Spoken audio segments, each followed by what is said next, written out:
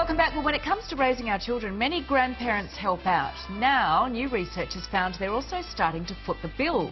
Up to 20% of Australian grandparents are paying for their grandkids' education, but it's not stopping at school fees. Ross Greenwood's back with more. Ross, OK, obviously we always talked about inheritance, but now there's just even more things for grandparents to pay for. Well, it's so true, and the reason is because a generation of children have basically come out of probably middle-class families in many cases, and they've been looked after all of their lives and looked after very well.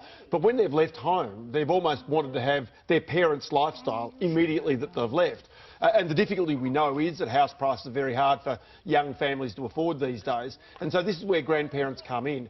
Grandparents, in many cases, have either saved or they've had the benefit of rising property prices, and so they're almost looked to be the benefactors before they die of, in particular, the grandchildren. There's some very wealthy families, actually, it's quite interesting to note this, that actually almost with inheritance skip a generation. So they don't give to their children, they give to their grandchildren instead. It's almost a way of trying to protect and, if you like, enshrine the family wealth, which is kind of interesting. But I think it really comes down to the things about, house prices, the fact that many young families need to get a little bit of a head start, and in particular, when it comes to even private school education, young families can't afford that, and so the grandparents think, well, that's our legacy, that's our, if you like, inheritance that we're going to leave to those grandchildren. All right, so for grandparents who do have the funds and want to share it around with grandchildren, how do they go about it? What are some of the short-term and long-term ways they can assist? Well, look, there's simple things. In other words, school fees are pretty obvious. Housing deposits are obviously there as well. Maybe even cars for kids. I mean, sometimes kids can struggle to get a car, and especially where a car is important for work,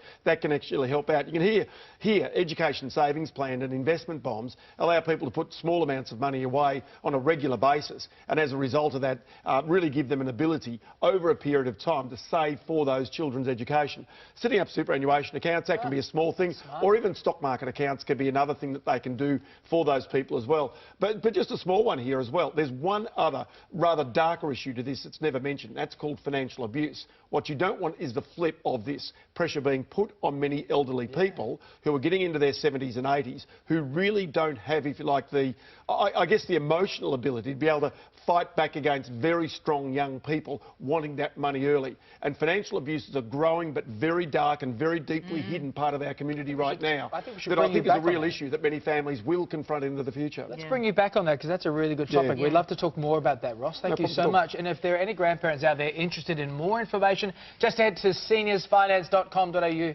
for more information.